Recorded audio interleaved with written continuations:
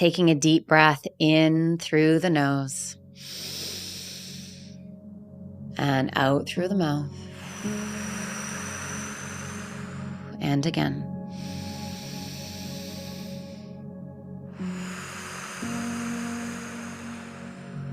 Last one.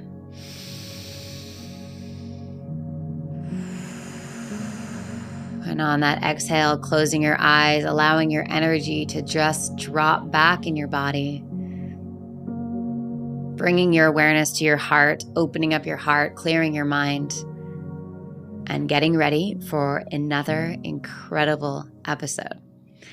I had the opportunity to sit down with one of my dear friends, Dan Martell, who I consider kind of a unofficial mentor. Watching Dan and his journey in building his businesses, building his family, just inspires both Eric and I to the core. I got to sit down with Dan and talk to him about how to buy back your time. So this episode is a little different than what we normally have on the show. It is more geared towards entrepreneurs and people building companies who feel lost in the rat race of all of the to-dos. Dan is a master at supporting people in getting out of their businesses so that they have more freedom, more time to do the things that they love and get back to the reason why they started the business in the first place. I found myself in a moment of inquiry about probably like a year and a half ago where I just felt so inundated with tasks and to-dos, and I truly felt like I had built myself a really intense job. And I deeply could have used Dan and his expertise at that time, but I wanted to bring him on the show because I know a lot of you are in or on the path of building your businesses, becoming entrepreneurs, and at some point in that, it can feel really intense. And I just love the frameworks Dan has. I love the way he thinks about business and the nuances that he brings to how to build businesses. So as you grow, you're actually getting more time back, and that's the way it should be. So I know you're going to love this episode. Before we get into it, I want to let you guys know that we are opening up applications for the Pause Somatic Coaching Certification. This is our journey to turn you into a masterful somatic coach. As the industry is changing from mindset coaching, when I first started, it was all about the mind, all about mindset. And there's an element of mindset that is really powerful. And I talk about pause, the sort of 20-80 split, right? 20% of it is the mind, directing the narrative, thinking about the vision. But then the true transformation really happens in the body, coming back to those parts of us that we've been at war with, allowing ourselves to shift the consciousness of our body through our awareness. This certification, this training is going to teach you how to work with people and their bodies, how to allow people to see that they are their own drug. And through the inner work, through the bottom-up approach, we can begin to shift and heal what has been stagnant and stuck in our bodies for decades. If that calls to you, head on over to pause.live/soma. That's pause.live/soma. You can apply and book your call there. All right, let's dive right into today's episode. You are listening to The Sam Skelly Show, your top spot for personal and spiritual development. This show is all about busting through illusions that keep us stuck, questioning the narrative on human existence, and constantly choosing to live life by design and not default. I have worked with tens of thousands of people across the globe and will be sharing the most effective and profound tools for happiness and fulfillment. I'm stoked you're here. My promise to you is this show will support you in becoming the most embodied, aligned, and fulfilled version of you. All right, let's go. Dan, welcome to the show. I'm so pumped to have this conversation with you. Samantha, it's an honor. You are one of my favorite people in the world. You know this. Oh, dude, thank you. Thank you. As I was prepping for this interview, I'm like, this is going to be a Sam Skelly therapy session, I feel. Whatever you need, I'm here for you. Like, that's the cool part. I love it. I'm so grateful we're having this conversation. I'm so grateful that you're bringing this work into the world. And we'll talk about the amazing book you have coming out towards the end of the show. But I'm curious, you are the type of person, Eric and I talk about you often. Like, your the kind of person where we're like, wait, Dan's doing what now? How does Dan have all the time to do all of the things that Dan does, between running this beautiful, incredible family and all of the marathons and Ironmans that you do and the businesses and the friends and the events. Like, it's amazing. And now the puppy. Oh my gosh, Dan just showed me Blaze, his new addition to the family. Oh, it's so cool. So you have a way that you think and believe about time and what's possible in that time. And I'm curious if we can begin to extract a few of your beliefs, because all behavioral change starts with, belief and like truly believing something's possible. So I'm curious from that angle, if we can start there. Yeah. I mean, for me, the first belief or the principle is this thing that I write about in my book called the buyback principle, which is the core concept is we don't hire people to add capacity to our business. We should hire people to buy back our time. Mm-hmm. And the reason why is like, there's a mathematical equation that if you're doing something that you could pay anybody less than what value you're creating in your business, then you're robbing from that potential and or the people in your life. Right. And like, I just learned this the hard way. I discovered this when I came home one day. My fiance at the time, I think I was 27, 28. And I found her in the kitchen in tears. And she just said, I can't do this anymore. And she just dropped the ring on the counter and she left. And I knew like that was done. Like it wasn't the first time. And I just didn't know any better. I was, my third company, the first two were complete failures. Like I wanted to make the third one work, and I was working 100 hours a week. And it was, every Sunday I would go into the office to process mail and projects. And so I just did the best I could. And I just didn't have a different approach. So that's why like this work is such a passion and a mission for me, because what I've discovered and what I teach people today is you can literally change the way you approach business. And as you grow, get more time back, have a higher quality of life, which is typically the opposite. And my passion is just teaching people how to create more. I'm like such an entrepreneurial fan. Like I just love people that wake up every day and try to make the world a better place for everybody else.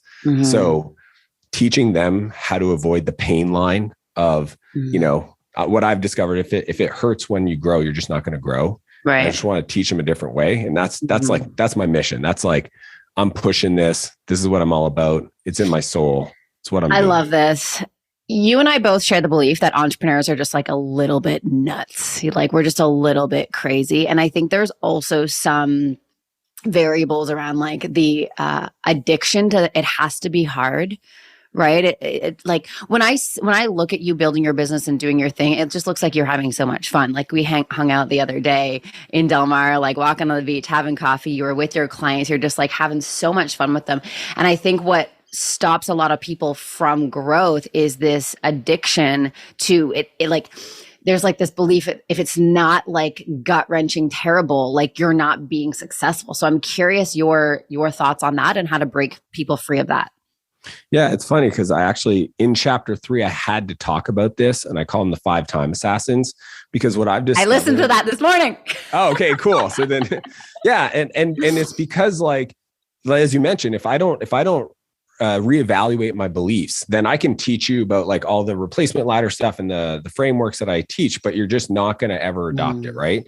And what I've believed is like, the reason entrepreneurs are entrepreneurs is because fundamentally they're able to deal with a higher level of uncertainty than most other people. It's why they're really bad employees, because they have an opinion. It's why they can take risk. It's why they create stuff that doesn't exist in the world. Right. Oh, my little buddy's crying. Where is he? Blaze, it's okay, buddy. Oh, he saw mom leave in the car. So he's looking through the window. He'll Renee, come back. Yeah, that's so cute. And so the time assassins, and the other thing is like, I'm not a fan of teaching people how to be wealthy and then just have the rest of their life fall apart. So like, I also want to let people know that like a lot of the pain that they're experiencing, it's self-inflicted. Right. And I walk through, the different ways that people do that so that they can self-reflect and go like, oh crap, I didn't even know that was a bad thing. And I kind of try to break it down. Right. Yeah, one thing in the book that you wrote that I was like, wow, or not in the book, but in a podcast that I was listening to on your show of the five, what do you call them? Assassins? The five The assassins. 5-time assassins. The 5-time assassins. The one where it's like, is it the self-medicator, or what was the one that you were talking about where people Self-medicator. work really, really hard and then drink, and you stopped drinking what, 10 years ago now? It'll be 10 years in May next year. Yeah, it was one of the most powerful decisions I've ever made. Yeah. So when you stopped drinking, were you like a heavy binge drinker, like used it as like a seductive distraction to your whole life, or was it kind of casual? Can you walk us through like that journey? Yeah, I mean, I grew up in addiction. So what's crazy, if you read the book, I open up with that story of just like, I grew up in a really challenging environment and family, and we had our, like different challenges. My mom was an alcoholic. My dad, grew up with 2 alcoholic parents. So like it was part of our reality, lineage, DNA kind of thing. And, and then that when I was 13, I kind of went down this path and almost took my life in a high-speed chase. Right. So like I knew better. So what happened is like, I got clean, went to rehab at 17. It's where I actually learned, how to code. And like, that's created this empire I've built. But, I started drinking again when I was in my early 20s, because I thought like I'd done the work, I should be good. And man, every bad moment, like I'd have success in business. I tell this story in the book, but I'll let people read that story. I can tell you dozens, right? Where it's like, you close a big deal, you go celebrate, you get to a point where you're crazy drunk, and then you get in a fight with somebody, right? Or you get in a fight with your business partner or your girlfriend or boyfriend. Like it's so crazy how entrepreneurs feel like I deserve a reward. Right. And I remember working with my fitness coach once, because he said the same thing about like nutrition and food. He said a lot of people use food as a reward. He says we need to reprogram that part of somebody's mind. Right. So he made me make a list of like, what are all the things that I would want? I was like, oh, well, let's get a really nice shirt, or like go and take care of yourself, go to the spa or whatever. So it's like, as you hit a new level in business, you go and reward yourself, not through these vices. Right. And to me, like what happened is my wife, Renee, which, she got pregnant with our son, Max. And we were on vacation, and she wasn't drinking and I was, and I just got in a bad mood, and we got in an argument. And the next morning, she was newly pregnant. I was just like, I can't see a world where if I don't stop drinking, that I won't create pain in my family's life. Wow. And I'm just not going to do that. And I remember taking everything in the place, pouring it down the sink, and that was that. And I remember looking at it, and she was like, yeah, sure. Yeah, sure. As if 10 years later. Dude, that is wild. Yeah, I just knew myself. I'm so intense. I just didn't want to bring that into my life. Like I just didn't want my kids. It's funny. I was driving with Max the other day, and he asked me, he goes, what are drugs? And he said, what does drugs and drinking do to you? Like he's 10. Oh, wow. Yeah. And I just told him, he goes, I don't know if I'm going to do drugs or drink. And I go, you can, if you want. Like, I'm not a purist or anything like that. He goes, no, I just don't think I need to. And I was like, cool, it's your decision. Like, no biggie. But I obviously awesome. seeing me do that. And like, he knows, like we go around, go to parties and all that stuff. And it's just like, I just wanted to be, and this is true for my whole life. I just asked myself, what pain in my family lineage can I be the first generation to just stop? Oh, that's so good. And I just wanted to be that. And if that's difficult, if that requires discipline, if that requires going through and doing the work, I am down. And that's been my personal mission. I mean, it's a huge why, my kids. I love that so much. It strips creativity in my experience. It's like when I'm clear and I'm like just no substances, nothing, and I'm just like a pure channel, creativity is just like, and creativity is like our life force as entrepreneurs, right? We need to be creative in how we make decisions and how we figure out relational dynamics and business, everything. And so when our creativity is literally zapped from our system, it's like, we just feel like this, like, deadness, this, like, we're muted to like the life force coming in. Yeah. And I think our consciousness speaks to us. And when we're numbing ourselves to the world, we're missing opportunities for a feedback loop, right? Like one of the practices probably there's a lot of stuff I do that's really important, but like a simple practice that every person can do is in the morning, reflect on your previous day and ask yourself, where did you react or misstep that you're not proud of? That's the universal consciousness saying to you, you are better than this.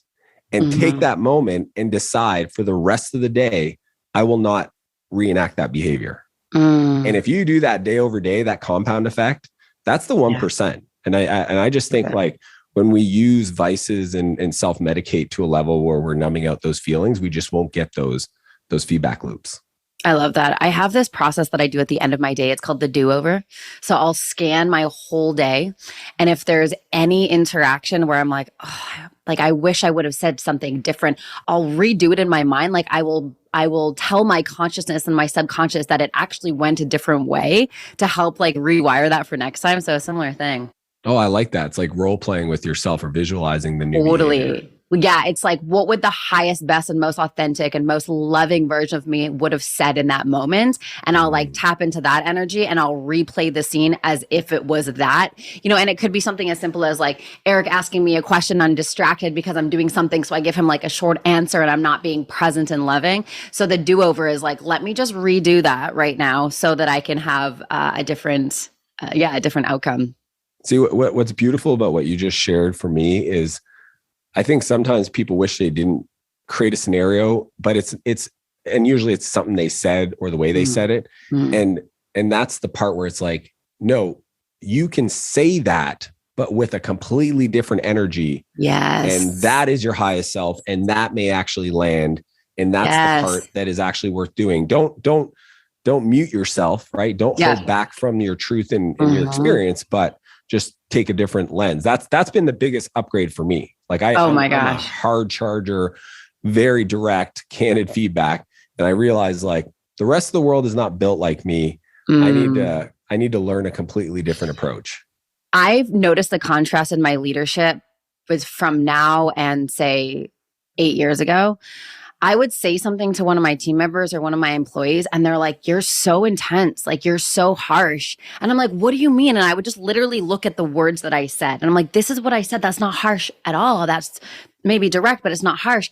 And then now I'm realizing like that was freaking cutthroat because it was coming from a place of like fear, or there was an undertone of like a power over dynamic, right? If I think that someone's, if I'm not trusting in people and I'm not trusting in their power, it's going to overpower them, right?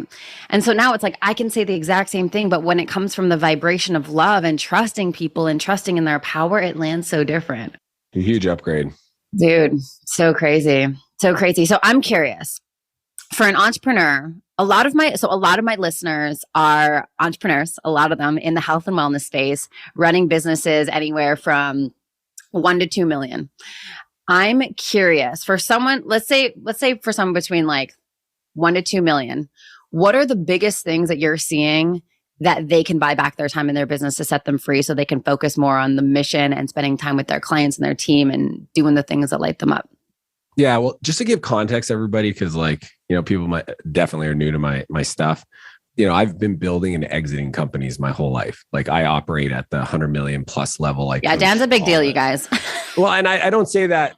I appreciate you. I'm saying that. I'm saying you're a big deal. But I'm a practitioner, right? Like I run 2 8-figure companies as the CEO today. Like that's just my day to day. Have hundreds of employees. Like that's just how I operate. And I actually wrote the book for exactly the person you just mentioned. The really? 1.5 million. Yeah.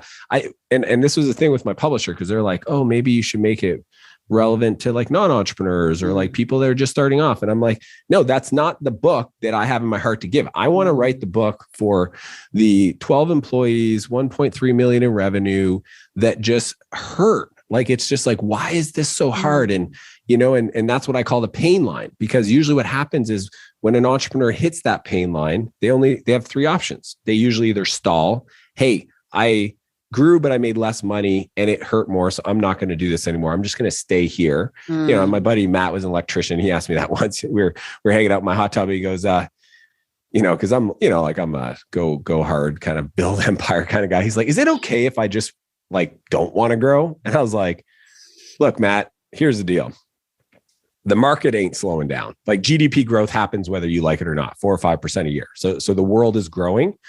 Your customers are not going to decide to reduce their desires on what a great solution looks like. So that's not going to stop. And the biggest risk is your top performers will leave because they will only work with you if they see a future, right? And your goal is to build a dream big enough for all of their dreams to fit inside of. So the moment that somebody else can pay them the same opportunity, but give them that future place, they're going to bounce. So then you're just going to deal. So like stalling doesn't work. And then the other one is sabotage, which is like the one that psychologically most people don't even realize they're doing. And this is a subtle one, but I like using different examples. Like, one of my clients, Trevor, he had an opportunity to go on vacation. He was like going to go on vacation for 6 weeks. Right. And he's like, teams, and like, look, they're 8 figures, they're crushing it, hired an assistant, executed the playbook or the buyback principle. And he's like, hey man. And he texted me and he's just like, I'm so pumped. I'm going on vacation for like 6 weeks.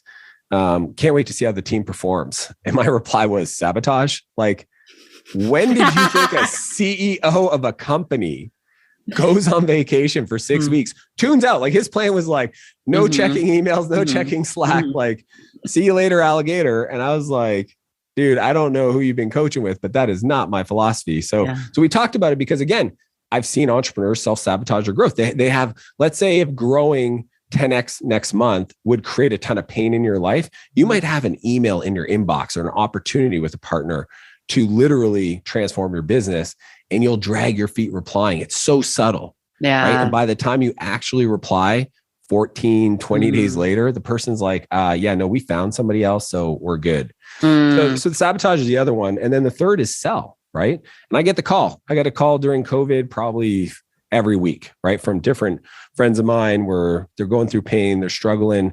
Some of them were actually growing really quick because like software in my world, everybody was doing really well unless you sold to retail and, local restaurants. But what I shared with one of the entrepreneurs, Jason, who called me up, he had an agency, is like, at the end of the day, I asked him why he was selling it. It's just like, it's tough. I got people, they're frustrating me, all these things. And I said, if those problems weren't problems, and he was not hyper profitable. He was doing like an extra 200 grand above what he was taking out of his business for himself. Yeah.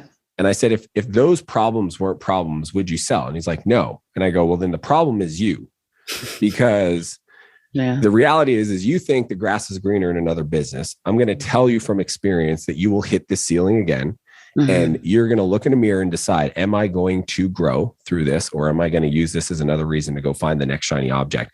But you have now hit your ceiling and you have to do the work to buy back your time. Because that was the problem, is he was involved in stuff that didn't make him money, that didn't light him up, and he hit the pain line. And that's where like a lot of entrepreneurs get. And I just want to help them unblock that so that they can actually create and produce more. Like, I just want every entrepreneur to create more art in this world. Yeah.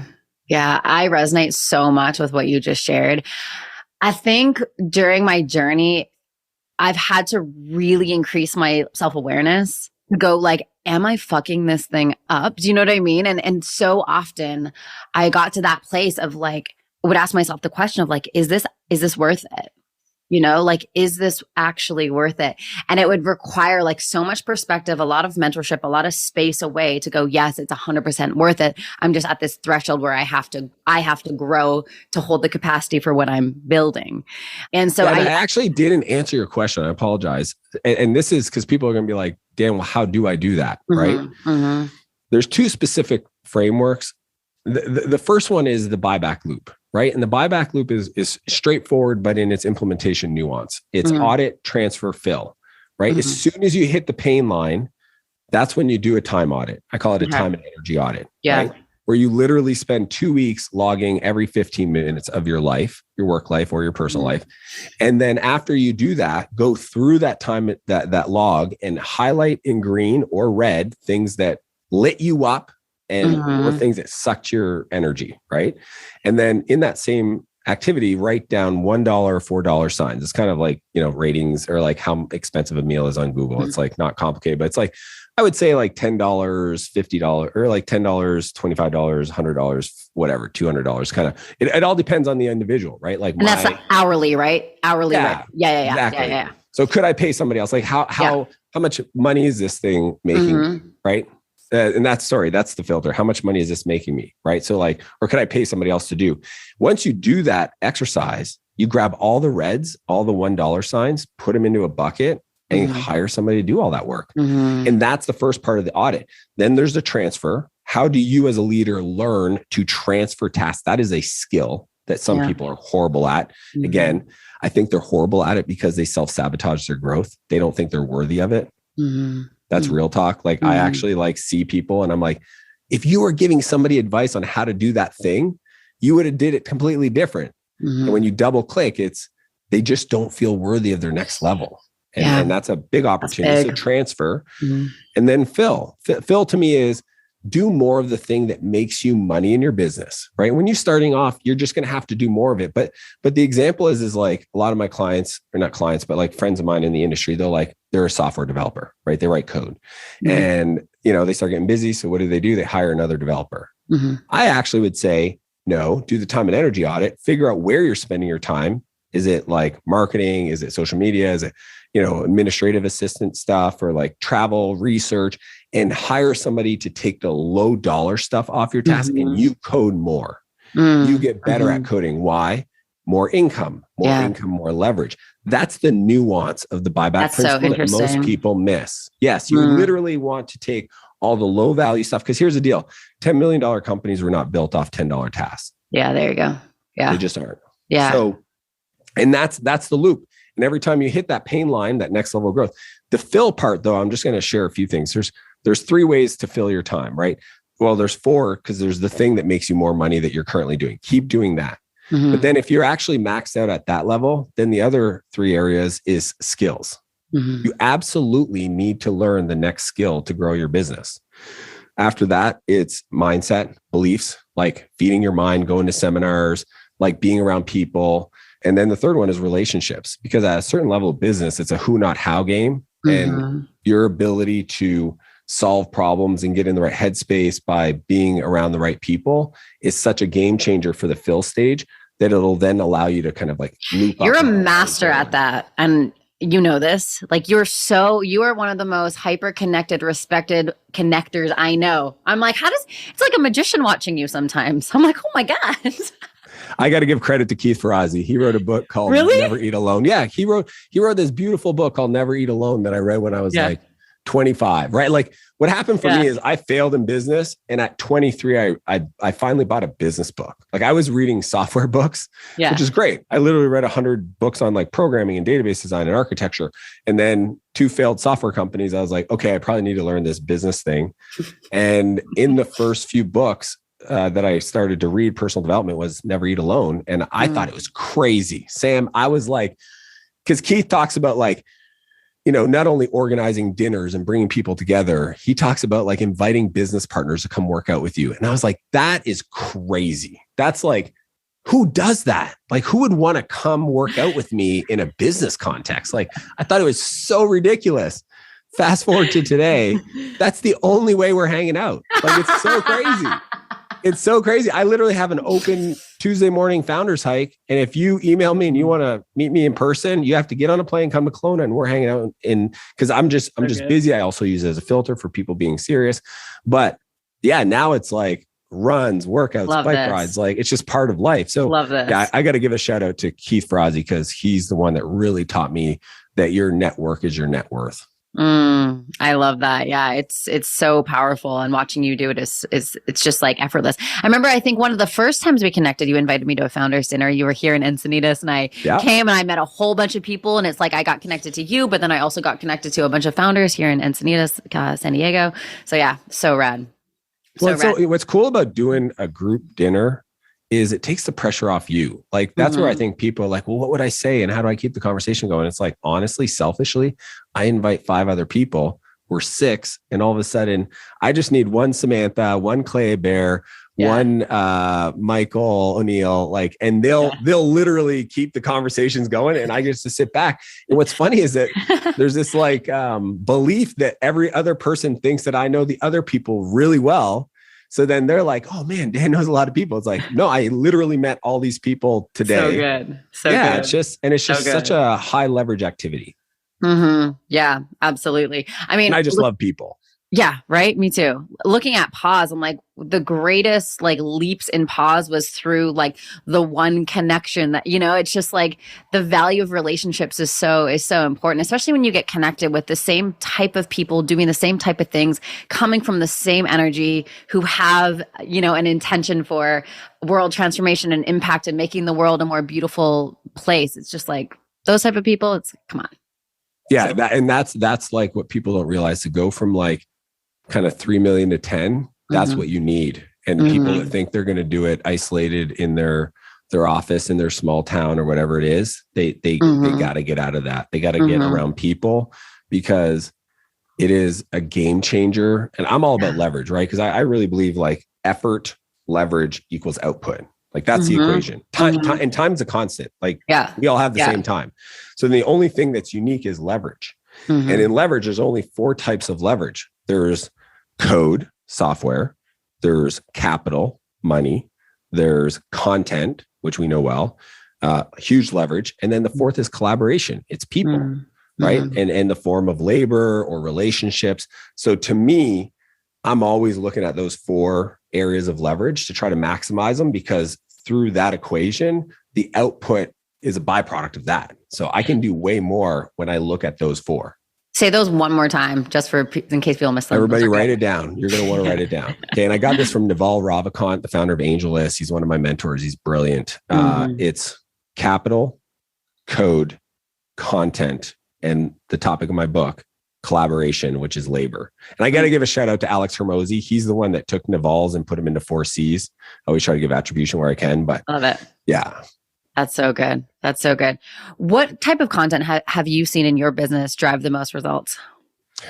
I think it's anything where your personal story ends up defining the thing you're teaching, right? So it's like a lot of people try to do content, which is great, but the content is almost like teacher content, right? Yeah. It's like seminar. It's like person in the front of the room talking, right? Like a classroom. And what I've discovered is kind of my quick framework is always like, what's the point?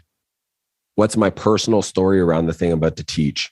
And then what are the specific takeaways that I want somebody to write down? And anytime I really allow myself to be vulnerable and allow the audience into my world, like sometimes visually through like having a videographer follow me around and show that, and then tie that to a universal truth message, and then specific things they can do to transform if they're stuck in that area. Those pieces of content have always done incredibly well. Yeah. It's like selling through story. Yeah. Story is the glue. And it's just like, to the degree that you can personalize it and be descriptive. Like a long time ago, I heard the bigger the monster, the bigger the hero. Right? Oh, that's good. The good one, right? So when you're telling a story, if you don't take the time to talk about how you felt in that moment and what was going on and the emotions, then you diminish the hero. Like, that's why I love watching like superheroes. I just watched Black Adam, and like these movies are getting so crazy that they have to make the villain so powerful. Yeah. Crazy. Like there's nothing that could ever beat them, and then somehow this group of people in the sequence. So it's funny because now that I know that, I see it all over the place, and it's just kind of like, wow, they're really trying to make me believe like there's no way through this. But that's what makes a great story of transformation. Yeah. And there's like there's a nuance in there as well of like the decision I made at the time in order to do like the story that you shared about drinking, right? You were on vacation. Renee was pregnant. You got into this fight. You woke up, you made a decision in that moment. It's like life's never going to be the same, And it's like, there's something about like the power of making a decision that rewires our whole life that people can get on board with. Cause then they see you living and they're like, whoa, dang, my life is a hot mess express because I'm drinking all the time. Look at Danny's freaking crushing life, has an amazing family, all of it. That decision, like, can I get inspired by that decision in order to change everything? So that's huge. Mess Express. Hot mess express. I love that. That's a good one. It's just when you're like not really, you're not using your life force for good. You're just kind of like floating on the easy bus, sitting, watching Netflix. No, I get it. bonbons. It's funny because like one of my core beliefs, I have this thing called the manifesto. So like if you want to go check it out, danmartell.com/manifesto. And in there, one of my things is become a belief collector, which is essentially just like, as I hear things like that, I like write it down. I literally have a notes file on my phone of any saying moment. Like you said a lot, but for me, that resonated. I'm like, I'm going to write that down later. Cause I like reprogramming my mind and just being like, is this a hot mess express or is people in my life doing this? Yeah, that's beautiful. Yeah, we kind of just get caught in our own reality sometimes, it's like, dang. And I think it really requires us having what I feel from you, and let me know if this is accurate, but what I feel from you is you're very connected to vision. Freedom is, it's in the subtitle of your book. Like that's so important to you, of like living a life of freedom, being pulled by a vision that you've already pre-decided in your mind. I'm curious if you can talk a little bit on that, of like how that informs your decision making on a day-to-day. It's a big topic. So let me try to kind of gather my thoughts. First off, I believe that discipline equals freedom. So I think people that don't have the means, that think that once I have the means, I'm going to 4-hour work week it and just hang out on beaches and do nothing. That's the reason you're not ever going to have that. That's first and foremost. So like, even though I buy back my time, and again, the subtitle, it's Reclaim Your Freedom and then Build Your Empire. I literally wake up every day asking of myself, who needs my best work today? Like that's one question I ask myself before I sit at my desk. Who needs my best work today? I always make it about purpose over pleasure. I think too often, we can look at like, oh, this is hard and I don't want to do this and I don't feel good about it. It's like, my feelings do not get in the way of my ability to I love that. Create. Yeah, 100%. Yeah. And that freedom for me is the optionality. Like, and I was telling my friend this last night, right? Because he was struggling and I was like, look, I'm going to share some stuff that's going to be some hard truths. Like, I just know that I can do that for people I love because they ask. If people don't ask, I'm a lighthouse, not a tugboat. Like I don't help people that aren't swimming towards me because I know they're not ready for it. But he asked and I said, here's the deal. You haven't connected to a bigger why on why you want this business outcome. But this is what I know for a fact. If one of your children got sick and they needed an operation and you couldn't afford to pay for that, hey man, like that would be a very bad situation. The truth is you're in that spot right now. And you need to wake up tomorrow with a sense of urgency to run away from the person you are and the way you've been acting as fast as you can to get to the place where if anything happened to your family, that you wouldn't even think twice. If that meant a private jet, that meant personalized whatever, like you just wouldn't, it wouldn't be an option. And if that doesn't get you going, I don't know what it is. So to me, freedom is optionality. That's what it is. Like my freedom is in the ability to support any way I feel called to do and not feel constrained by life because I'm willing to do the work on myself and show up in a way. I mean, at the core of what I believe personally, Samantha, I love your thoughts on this. I believe that every human's journey is to become the best version of themselves and share that person with the world. Yeah. Like that's my, like, why I do what I do. I want to be the best version of myself, share that with the world, with my family, with my community, with people that follow me online. And I'm just not going to let the negative self-talk, the limiting beliefs get in the way of becoming that person. Yeah, I love that. And I totally agree. And for me, it's like this like kid in a candy store, like excitement and curiosity of like, who am I underneath all of the limitations, underneath all of the personality? Like what is the actual like energetic signature of my soul that's like in its purest form? And like, will I ever find that in the 100 years that I'm going to be on this planet? I don't know, but I'm going to wake up every single day and I'm going to question every single thought and I'm going to look at every single behavior and really ask myself, is that the truest version of me? It's like, I can feel it. I can feel my soul. I can feel who I actually am. And then so when I when I observe myself and I'm curious about my thoughts, my behaviors, my feelings, my actions, all that kind of stuff, I can then go, is that congruent with like who I know I am at the core? True And, self. it's like I'm doing it for me first though. Do you know what I mean? It's like, I'm doing it for me first because I know how good it feels to live in a liberated body. Cause it's like, I know I lived so long not being that and being like so disconnected from myself and like having a lot of self-hatred and like all this stuff. So I know how good it feels to be in this place of like liberation and freedom within myself. So first it's like, I'm doing it for me so I can rest in a place that feels so good. And then from that, then I'm like, here it is. You know what I'm saying? It's the put your mask on. That's on it. This plane, right? That's it. Yeah. Yeah. Yeah. How do you deal, not to switch it on you, but like, how do you deal with, that decision though, when sometimes it can feel selfish? I truly believe what's good for me is good for the world. Like I truly believe. That's another writer downer. Everybody listening, become a belief collector. Write that one down. What's good for me is truly good for the world. That's a good one. It's like I look at it from like a energetic resource point of view, right? It's like the more resource I am energetically, the more potent my transmissions are, my creativity is, the better my leadership is.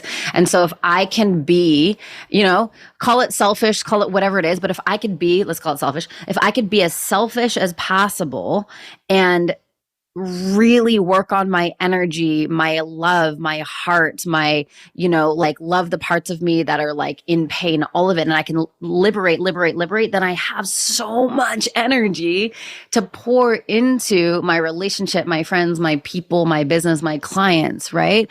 If I didn't prioritize myself in that way, I'd be energetically depleted. And then my gifts to the world would be depleted. So that's kind of like, you just have like help me have a little insight here is because I think the word selfish is what's dangerous in this context. That's it. Right? Exactly. So let's it's like, what is the other word? Fully express self. Yeah. So when we are fully expressed self, we have more. So it's like when we feel selfish, it's probably because we acted out of ego around what we wanted. And we feel guilty about that because we took away from somebody else out of ego, not out of fully expressed self. That's cool. Yeah. Yeah. It's like radical self-love. Yeah. Like if someone's like, hey, can you do this? And I'm like, I actually don't have from an energetic standpoint, I actually don't have the energy to do that because I'd rather put the energy over here than I'm going to do that so that I can do that 10 times tomorrow. Yeah. And there's nuance to that, like everything, right? Like I love what you talked about. Like I don't let my feelings get in the way. Eric's reading this book right now called The Comfort Crisis. And it like really talks about like that of like, we're living in a society now where like, we're making our feelings mean so many things. It's like feelings are so freaking fluid. Like you're going to feel like shit in this moment, but the next moment you're going to feel amazing. So don't make your decisions based on that. So I'm curious. It's very simple. Okay. I'll let you ask your question. Maybe I can. So the question is like, if you don't make your decisions based on your feelings, which most of the world does, right? Most of the world wakes up and they're like, I feel this, therefore here's the action based on this feeling. So if that's not the birthplace of your feelings, then what is it for you? It's very, for me, and I talk about it in chapter 12 and 13. I talk about, I think 12, the 10X vision. I know what I'm here to do and I'm crystal clear. Okay? And I think people that lack motivation or allow their feelings to overtake the things they need to do, it's because they lack clarity of the future. Yeah. When we wake up, because like, again, I don't know if this is controversial. You can correct me if I am, but it's like anxiety is based on a low vibration energy of, so there's energy of the future, right? So like low potential of the future, that's anxiety today. And depression is low energy vibration of the past, right? And when we act today and we are congruent with our activities based on the highest potential vibration of who we can be in the future, that's everything. Like that's where fulfillment comes from. So because I know that, I have the vision for what I want to create, and I'm totally open to the world, bringing people like yourself into my life to help express different things. But I also know on a day-to-day basis, these are the things that I know I made commitments for towards that future. Yeah. And that's where people are like, oh, I'm not happy with this. It's because your day-to-day decisions are not aligned with that future self. Mm-hmm, and if you can, so that's why like waking up and not feeling great, like obviously I have a little like sinus infection. That was not going to stop me from doing this podcast. Yeah. Last night, I had a big dinner with a bunch of people that are unhoused in our community, something my wife and I do. And like, I definitely didn't feel good yesterday. That was not going to stop me from showing up with purpose. Right. And like, I just think that, and it's a muscle you develop. So the more times you have, and Stephen Pressfield has a great book called The Art of War, The War of Art. And he talks about the resistance, right? So it's like this resistance is true. Like it shows up.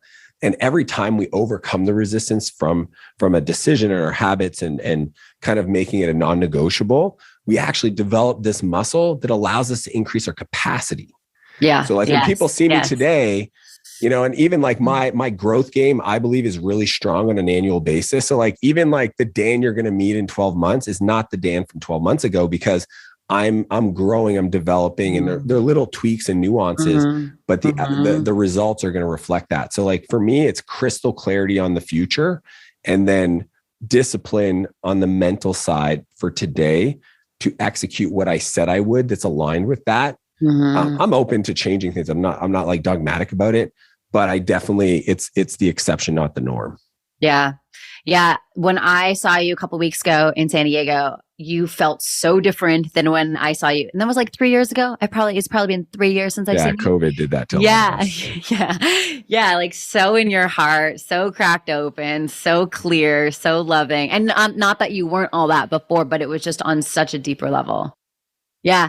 Yeah. The whole anxiety depression thing is really interesting. I love how you named that, of like anxiety is basically like fear of the future, and then the depression is the past. Anxiety for me, it's like when that energy comes into my body, like I think of two things. Most, like for me, historically, anxiety was fear of the future, and the future being unknown, right? So if like, I don't know what's going to happen. But when we decide in advance, because we are the conscious creators, obviously, of everything, I'm like, no, this is what's happening. And I connect to that crystal clear vision that you talked about. My anxiety dissipates. And then also it's realizing, anxiety for me is realizing I'm disconnected from source. So it's like knock, knock, knock. This is not bad. This is just, hey, feedback loop. Yeah, feedback loop. Yeah, exactly. And whether you call it God, universal love, whatever it is, you're disconnected from your power source. So whatever you need to do, whether that's meditation, breath work, prayer, walking on the beach, going surfing, whatever it is. Is it okay that mine is burpees? Does that sound crazy?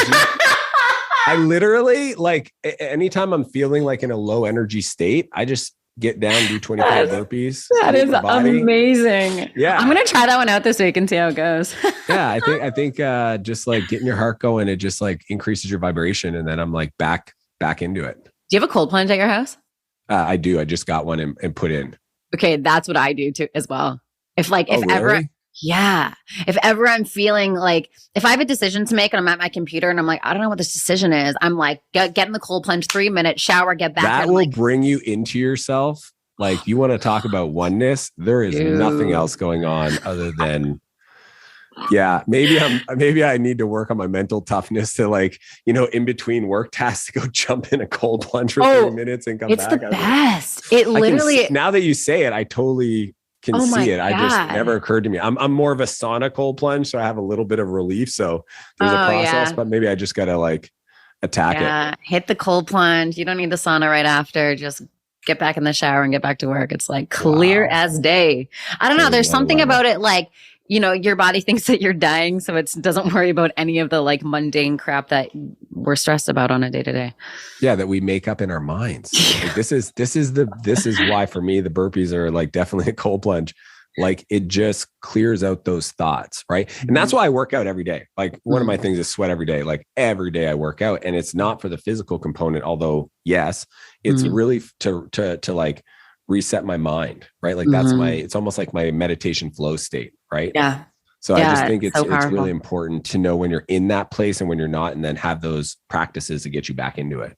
Yeah, absolutely. And it's like, again, that decision point, like I'm making a decision to do this right now to change my state, because or else we can get caught on the like, one more email. Let me just do this. Let me just, and I really believe that people receive our stuff at the energetic level that it was created in, right?